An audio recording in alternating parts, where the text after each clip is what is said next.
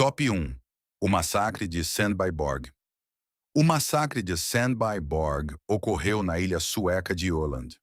As muralhas deste forte anelar do século V não desmoronaram devido aos estragos da guerra. Em vez disso, caíram por causa de um silêncio assombroso. Não restou ninguém para mantê-las. Quando os arqueólogos começaram a escavar o local, conhecido como Sandbyborg, previam encontrar os vestígios típicos de um assentamento da Idade do Ferro. O que descobriram, em vez disso, foi algo para o qual nenhuma estrutura existente na arqueologia forense os havia preparado. Encontraram um esqueleto caído no chão de uma casa, não sepultado e imperturbado. Depois encontraram outro e depois outro.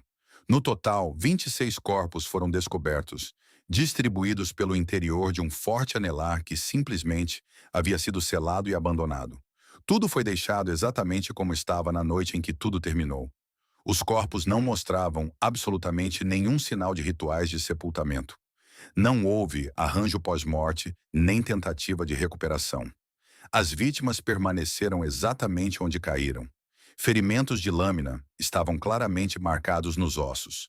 Havia traumas por força contundente consistentes, com o uso de clavas e machados, bem como cortes de bordas afiadas, consistentes com espadas desferidas de perto.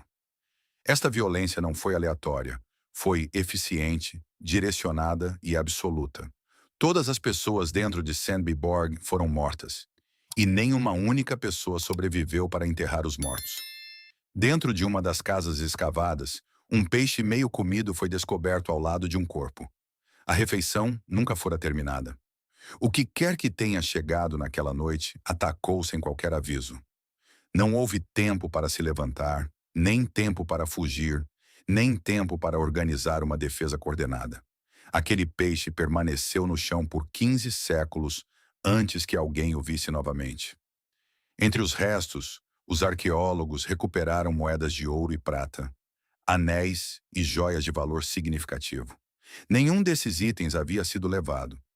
Esta evidência descarta o roubo como motivo com quase total certeza. Quem quer que tenha realizado o massacre em Sandbyborg não queria objetos de valor. Queria as pessoas lá dentro mortas e queria o forte deixado exatamente como estava. Um abandono deliberado e um monumento a algo sombrio. Após os assassinatos, os portões foram fechados e os corpos foram deixados lá dentro. A comunidade vizinha, ou o que restou dela, nunca mais entrou por razões que nunca foram explicadas. Ninguém voltou para recolher os falecidos. Nenhum assentamento vizinho tentou um sepultamento e nenhum registro daquele período faz referência ao evento. Uma comunidade inteira foi apagada e o mundo ao seu redor simplesmente seguiu em frente. A análise de isótopos dos restos esqueléticos revelou que algumas das vítimas não eram locais. Elas haviam viajado para Sandbyborg de outro lugar, possivelmente como convidadas ou como residentes que haviam se mudado. Sua presença levanta questões que apenas aprofundam o mistério. Teria sido uma execução política direcionada, uma aniquilação tribal ou um ato coordenado de vingança contra um grupo específico? Cada teoria exige evidências que simplesmente não existem. Nenhum agressor foi identificado, nenhum motivo foi confirmado e nenhum relato de qualquer fonte contemporânea sobrevivente descreve o evento. O forte anelar permaneceu silencioso por mais de 1000 anos antes que os ossos fossem encontrados.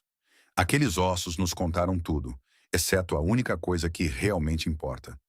Quem cruzou os portões naquela noite e por que deixaram tudo para trás, exceto os mortos. Top 2. A Caverna Panga Ya Saidi. Em Panga Ya Saidi, na costa do Quênia, enterrada sob camadas de solo florestal e sedimentos desmoronados, há uma caverna que os seres humanos nunca pararam de usar. Não foi apenas por uma geração ou um século, foi por 78 mil anos. Quando os arqueólogos começaram a escavar a rede de cavernas de Panga Ya Saidi, no condado de Kilifi, Quênia, não esperavam encontrar um registro contínuo de ocupação humana que se estendesse desde a Idade da Pedra Média até os tempos quase modernos. O que descobriram não foi um único assentamento ou um acampamento enterrado. Foi um fio ininterrupto de presença humana, correndo por mais de 300 gerações, encamadas na terra com a precisão de um registro geológico.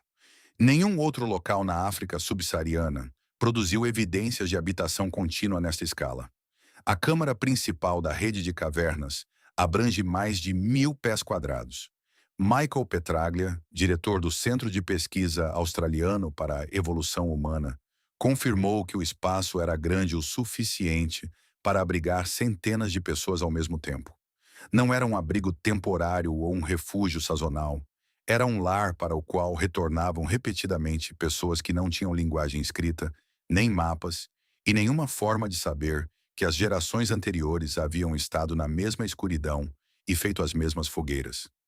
Os artefatos mais antigos, recuperados das camadas mais profundas de escavação, datam de aproximadamente 78 mil anos atrás.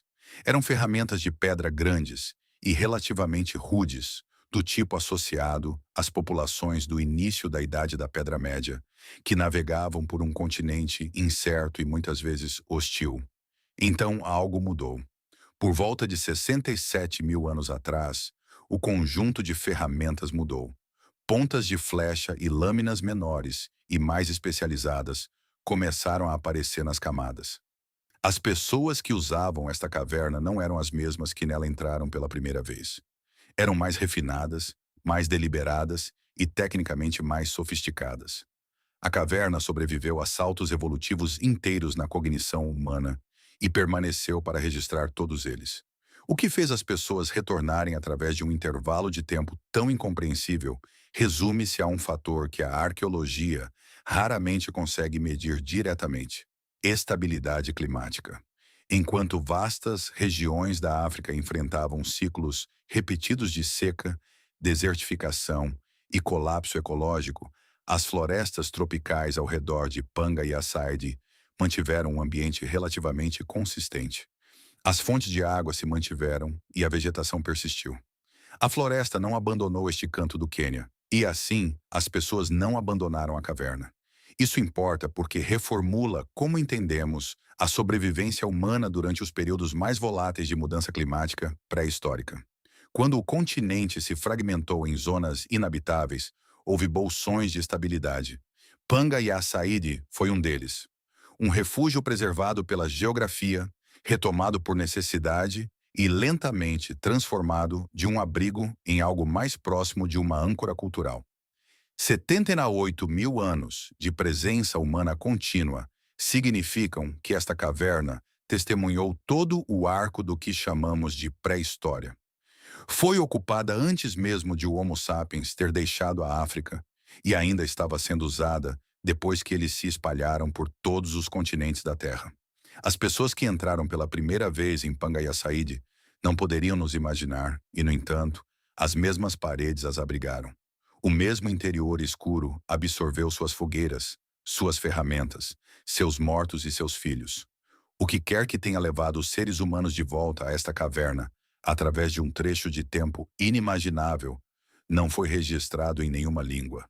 Está registrado apenas nas camadas de terra que os arqueólogos ainda estão removendo cuidadosa e metodicamente. Cada camada contém uma versão de nós que não reconhecemos mais. Top 3. O Zoológico de Animais de Hierakonpolis.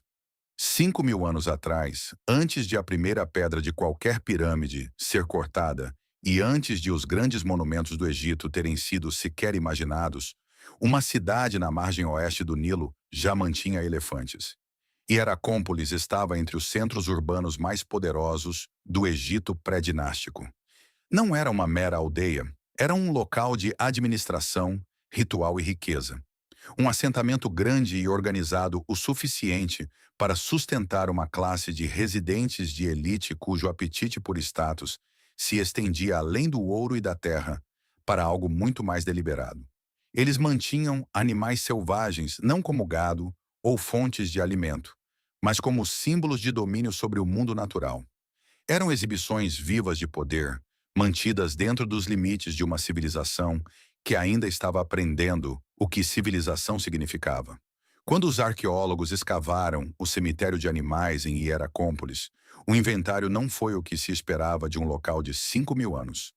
Encontraram 2 elefantes, vários babuínos, um hipopótamo, felinos selvagens, cães e outras espécies exóticas enterradas em uma área dedicada que indicava descarte intencional em vez de acumulação acidental.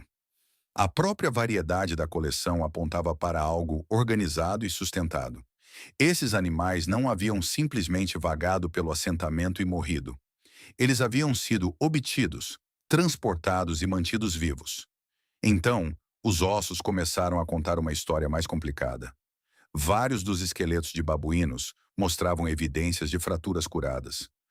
Não quebras recentes ou lesões sofridas no momento da morte, mas feridas antigas que haviam fechado e calcificado com o tempo. O hipopótamo mostrava o mesmo padrão. Eram fraturas consistentes com captura violenta, o estresse da restrição física e o trauma de ser retirado de um ambiente selvagem e forçado ao confinamento. Eram lesões que teriam sido letais sem intervenção humana. Ossos não cicatrizam na natureza quando predadores estão presentes e a movimentação está comprometida. Eles cicatrizam em ambientes controlados, onde o animal é protegido, alimentado e mantido imóvel por tempo suficiente para que o corpo se repare. É assim que os arqueólogos sabem que esses animais não foram apenas capturados e exibidos brevemente antes de morrer. Eles foram mantidos e cuidados em um sentido funcional, se não necessariamente compassivo.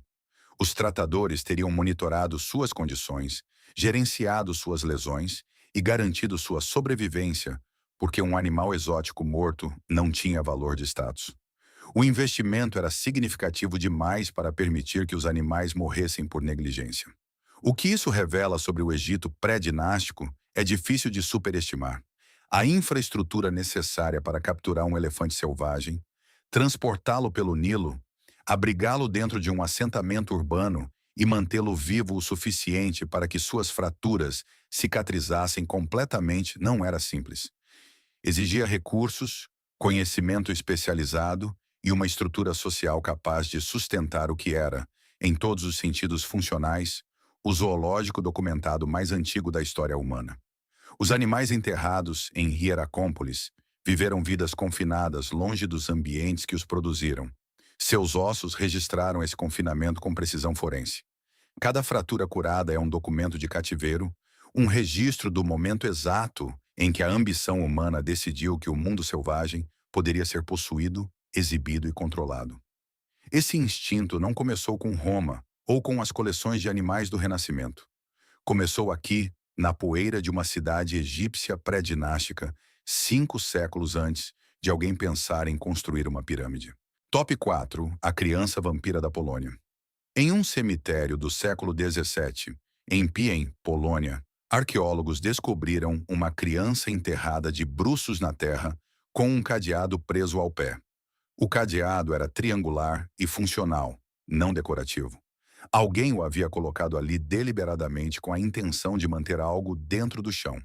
O sepultamento foi descoberto em 2022 durante escavações lideradas pelo professor Dariusz Poliński, da Universidade Nicolau Copérnico. A criança tinha entre 9 e 10 anos de idade no momento da morte. A posição de bruços não foi um erro acidental ou o resultado de movimento do solo pós-morte. Foi uma orientação de sepultamento deliberada em que aparece consistentemente em sítios arqueológicos da Europa Oriental, associados a indivíduos que as comunidades temiam que pudessem retornar dos mortos. Virar o corpo de bruços era uma medida prática enraizada em crenças folclóricas específicas. Se o cadáver tentasse se levantar, cavaria para baixo, para longe da superfície e dos vivos. O cadeado no pé reforçava essa intenção, além de qualquer dúvida razoável. Nas tradições do folclore de vampiros da Polônia do século XVII, o ferro e os cadeados carregavam um imenso peso simbólico e espiritual. Eram instrumentos de ligação capazes de restringir não apenas o corpo físico, mas a força animadora que se acreditava persistir dentro dele após a morte. A forma triangular deste cadeado, em particular, tinha um significado adicional dentro da superstição regional, sendo uma geometria associada ao confinamento e à finalidade. Alguém não havia apenas enterrado esta criança. Eles a haviam aprisionado. O que torna esta descoberta forensemente inquietante não é o folclore, Mas a questão do que esta criança havia feito ou o que havia acontecido com ela para justificar tal tratamento de sua própria comunidade. Os sepultamentos de vampiros, neste período, não eram aplicados arbitrariamente. Eram reservados para indivíduos que morriam sob circunstâncias consideradas espiritualmente perigosas, como suicídio, morte súbita inexplicável ou mortes precedidas por doenças que se espalhavam para outros.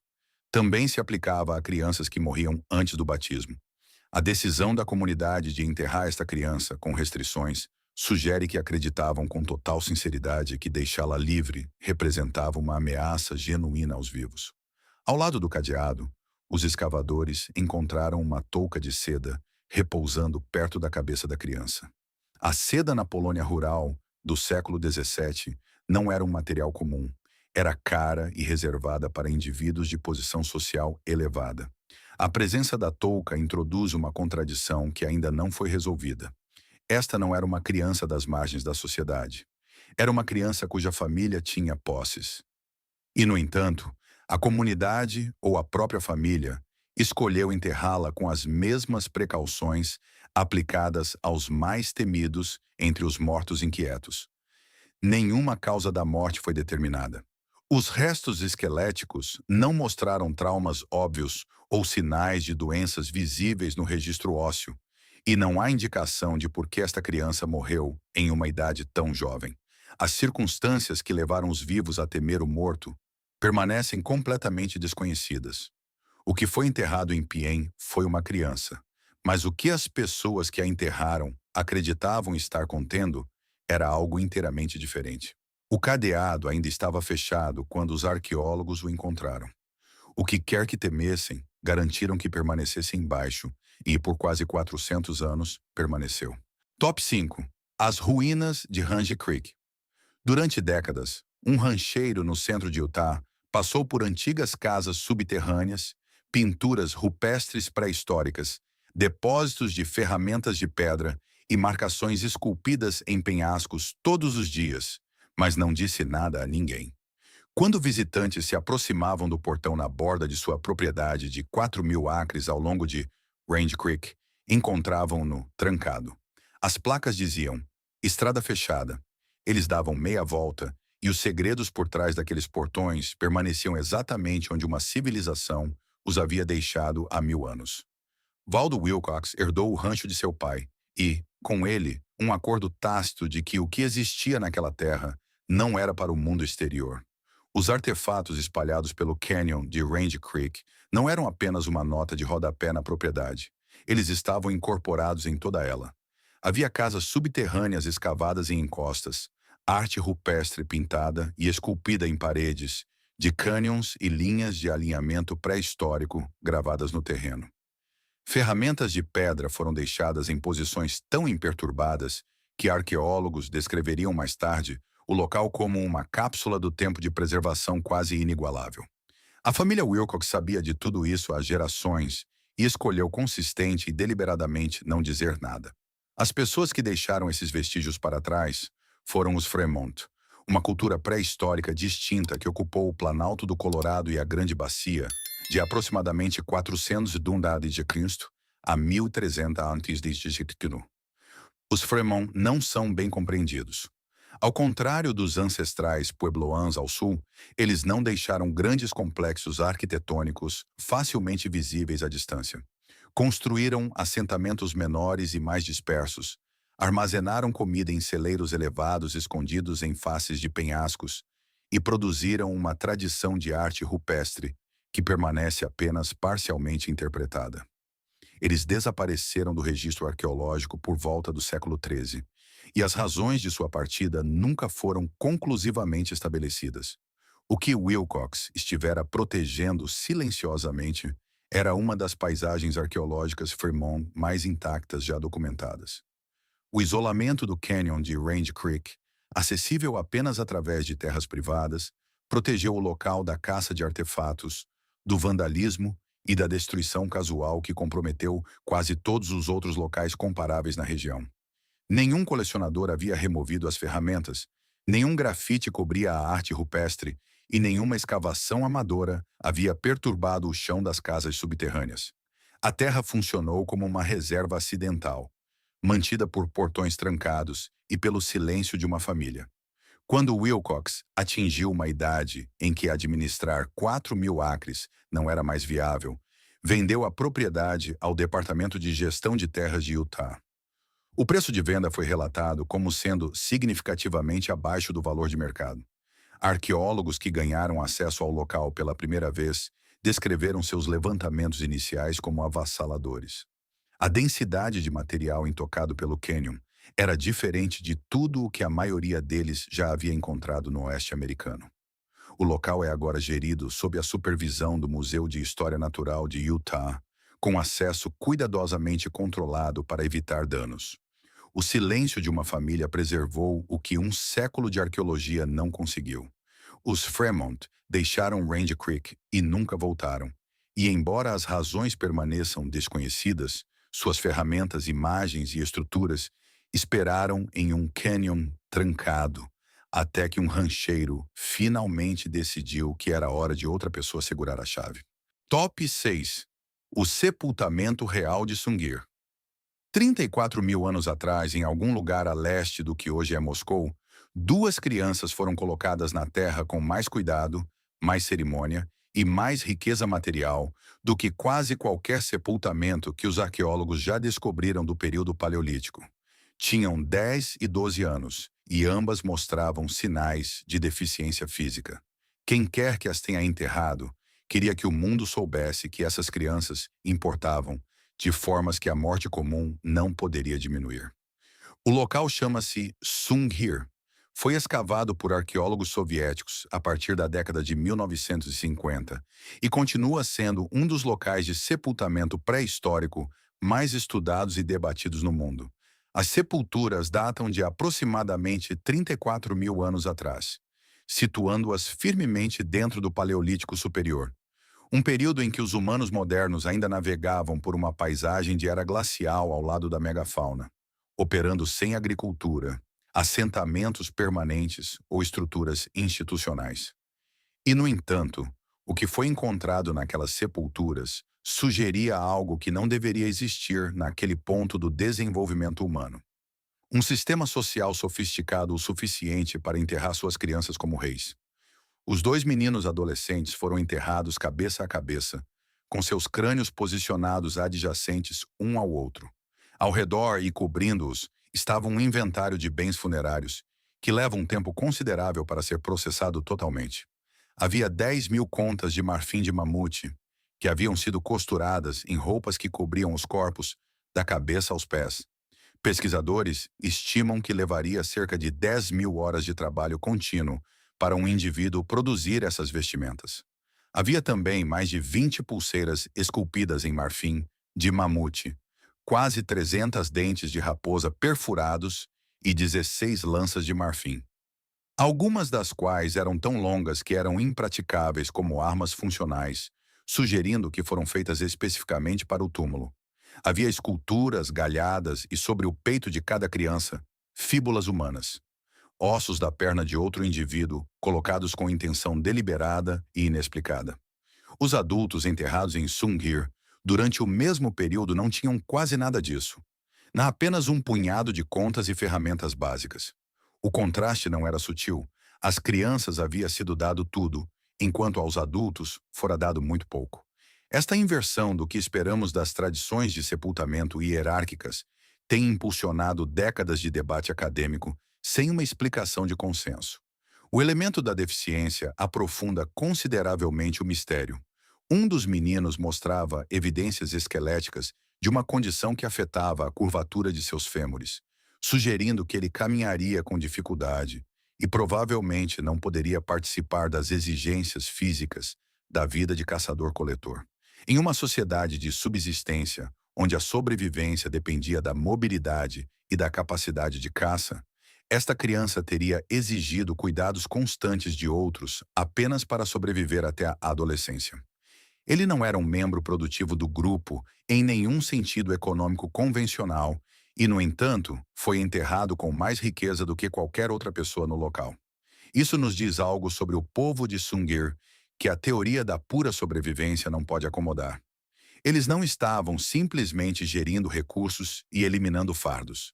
Estavam fazendo escolhas enraizadas em algo mais abstrato, como valor social, status simbólico ou identidade herdada. Estas crianças não foram enterradas como a realeza por causa do que fizeram, mas por causa do que representavam. O que era isso? Ninguém ainda foi capaz de determinar com certeza. Top 7. O Exército de Terracota. Na primavera de 1974, agricultores que cavavam um poço nos arredores da cidade de Xi'an, na província de Shanxi, atingiram algo duro sob a terra seca. O que puxaram do chão foi o fragmento de uma cabeça de argila, em tamanho real, detalhada e diferente de tudo o que reconheciam. Eles relataram o fato. Arqueólogos chegaram e o que se seguiu foi a descoberta gradual de uma das descobertas arqueológicas mais impressionantes da história humana registrada. Um exército enterrado de 8.000 soldados que estiveram em formação sob a terra por mais de 2.000 anos, esperando por um imperador que nunca voltou para liderá-los. O exército de terracota foi encomendado por Qin Shi Huang, o primeiro imperador de uma China unificada, que assumiu o trono em 246 a.C. aos 13 anos. Ele passou as décadas seguintes consolidando o poder através da força militar, padronização administrativa e uma intolerância absoluta por qualquer coisa que ameaçasse sua autoridade. Ele também passou essas décadas preparando-se para a morte com a mesma intensidade sistemática. A construção de seu complexo de mausoléu começou no mesmo ano em que assumiu o poder e continuaria por 38 anos, empregando cerca de 700.000 trabalhadores. O que esses trabalhadores produziram não foi um túmulo em qualquer sentido convencional. Foi um império paralelo construído no subsolo, projetado para replicar na morte tudo o que Qin Shi Huang havia controlado em vida. Os 8.000 guerreiros de argila não são figuras idênticas produzidas em massa a partir de um único molde. Cada rosto é individual e cada expressão é distinta. Pesquisadores identificaram variações na estrutura facial, penteado, configuração de armadura e insígnias de patente que sugerem que os escultores estavam trabalhando com soldados reais como referências, produzindo retratos em vez de símbolos. Os guerreiros foram originalmente pintados em pigmentos vívidos e suas armas eram de bronze e ferro reais, funcionais e afiadas, colocadas em suas mãos como se o exército pudesse ser chamado à atenção a qualquer momento. Os cavalos têm tamanho real e as carruagens são construídas com precisão técnica. Oficiais ficam na retaguarda das formações, enquanto a infantaria preenche as linhas de frente. A lógica organizacional de uma unidade militar funcional foi replicada em argila em 3 fossas escavadas, cobrindo uma área do tamanho de vários campos de futebol. Uma 4ª fossa foi encontrada vazia, interpretada por alguns como um quartel-general de comando que nunca foi ocupado, talvez porque o imperador tenha morrido antes de o projeto ser concluído. No centro do complexo, sob uma colina artificial que nunca foi aberta, encontra-se o túmulo do próprio Qin Shi Huang.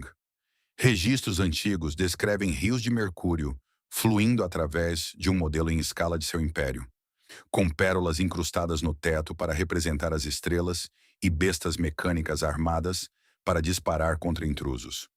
Amostras de solo colhidas do monte confirmaram concentrações anormalmente altas de mercúrio, conferindo aos relatos antigos uma credibilidade que os arqueólogos tratam com cautela e fascínio. O túmulo não foi escavado devido a preocupações com a instabilidade estrutural, exposição atmosférica danificando o conteúdo e limitações tecnológicas. Escavações periféricas revelaram pássaros de bronze, músicos e figuras de acrobatas e dançarinos, sugerindo um interior projetado para uma corte eterna. O imperador construiu tudo o que precisava para um reinado sem fim, e o solo acima dele não se moveu em mais de 2.000 anos. Top 8. O mistério do esqueleto do Atacama. Em 2003, no deserto mais seco da Terra, alguém encontrou um corpo mumificado do tamanho de uma mão humana. Tinha apenas 15 centímetros de comprimento, Possuía um crânio alongado em forma de cone e costelas mais finas que palitos de dente. Seus ossos eram densos, endurecidos e totalmente formados de formas que desafiavam o tamanho do corpo que os continha.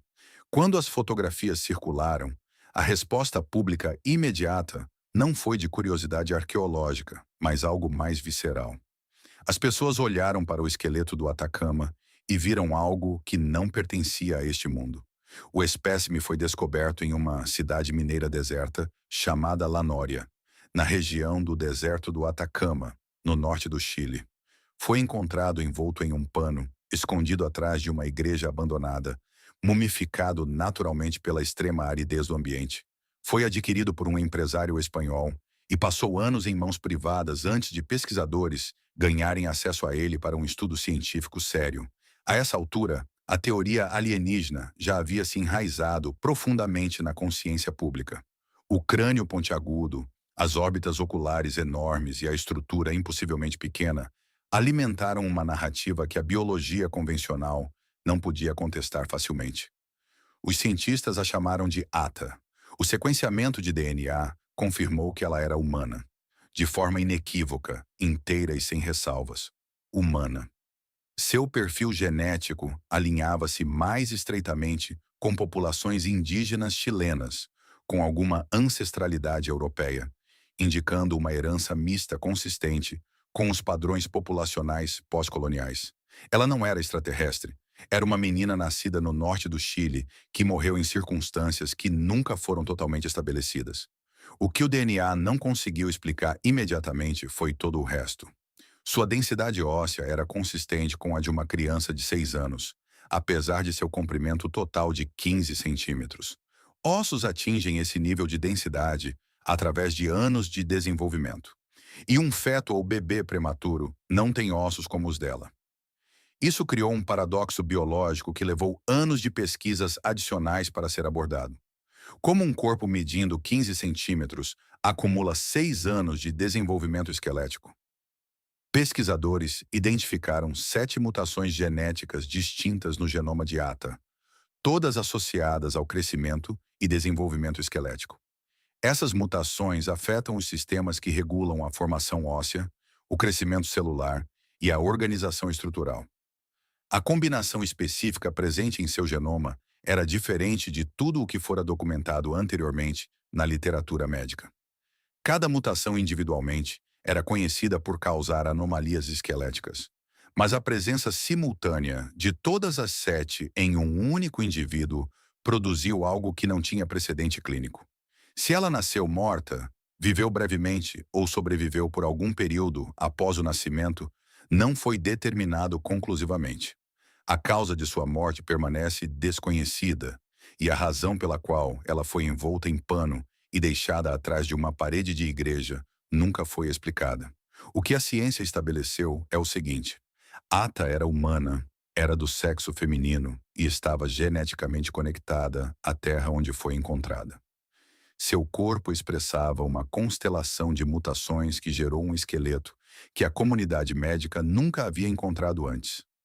O deserto a preservou com uma integridade extraordinária, mas tudo sobre ela está documentado, exceto as respostas. As perguntas que sua estrutura de 15 centímetros continua a gerar não diminuíram nas 2 décadas desde que foi encontrada. Top 9. O cemitério de animais de estimação de Chiribaya. 1000 anos atrás, na costa sul do que hoje é o Peru, uma comunidade enterrava seus mortos com o mesmo cuidado e cerimônia estendidos a qualquer membro do grupo. Alguns desses túmulos contêm cobertores, ofertas de comida e itens pessoais cuidadosamente arranjados. Alguns deles continham cães. A antropóloga peruana Sônia Guillén liderava escavações em um cemitério pertencente à cultura Chiribaya, uma civilização pré-inca que floresceu entre aproximadamente 900 e 1350 d.C. Os Chiribaya eram uma sociedade sofisticada, com práticas agrícolas e de pastoreio desenvolvidas, tradições cerâmicas distintas e costumes funerários que refletiam crenças complexas sobre a morte e a identidade. A equipe de Guilhem estava preparada para restos humanos, mas não estava preparada para 43 cães. Os animais haviam sido enterrados em lotes separados, posicionados perto de seus donos humanos. Esta não era uma proximidade acidental. A relação espacial entre os túmulos humanos e os túmulos dos cães era deliberada, espelhando na morte as relações que haviam existido em vida. Os cães haviam sido enterrados individualmente, cada um em seu próprio espaço dedicado com o tipo de intencionalidade reservada para seres cuja perda era considerada significativa. Muitos dos cães foram enterrados com comida e alguns tinham cobertores enrolados ao seu redor. Estes não foram gestos simbólicos realizados apressadamente. Eram considerados provisões, a mesma categoria de bens funerários colocados com os mortos humanos para sustentá-los no que quer que existisse além da morte. Os Chiribaya não estavam descartando animais, estavam enterrando companheiros. O papel funcional que esses cães desempenhavam foi documentado ao lado de seu tratamento funerário. Eram animais de pastoreio, usados especificamente para gerir rebanhos de lhamas pelo terreno difícil do deserto costeiro. As lhamas eram centrais para a vida econômica dos Chiribaya, e um cão capaz de gerir um rebanho de lhamas era um parceiro de trabalho cuja contribuição para a sobrevivência da comunidade era direta e mensurável. Os sepultamentos refletem uma compreensão dessa contribuição que se estendia além da utilidade para uma obrigação recíproca. O que o deserto fez com os corpos transformou o valor arqueológico do local. A aridez extrema preservou os restos dos cães com uma completude excepcional. Pelos, tecidos moles e estrutura esquelética sobreviveram em condições que permitiram que as características físicas fossem avaliadas com precisão. O que Guilhem observou foi uma consistência morfológica que apontava diretamente para uma raça moderna. Os cães Chiribaya tinham uma semelhança impressionante com o cão pastor peruano, também conhecido como cão Chiribaya, uma raça ainda encontrada na região hoje. Sua equipe tem trabalhado para estabelecer uma linhagem genética formal, conectando os antigos cães do cemitério à raça moderna. Se confirmado, representaria uma linha ininterrupta de reprodução seletiva e continuidade cultural que se estende por um milênio. Um cão vivo caminhando no mesmo terreno costeiro que seus ancestrais, descendente de animais que outrora foram enterrados com cobertores, e comida por pessoas que acreditavam que eles mereciam ser pranteados. O cemitério ao sul de Lima abriga 43 túmulos, que a maioria dos levantamentos teria ignorado, cada um contendo um animal que alguém, há 1000 anos, decidiu que valia a pena ser lembrado.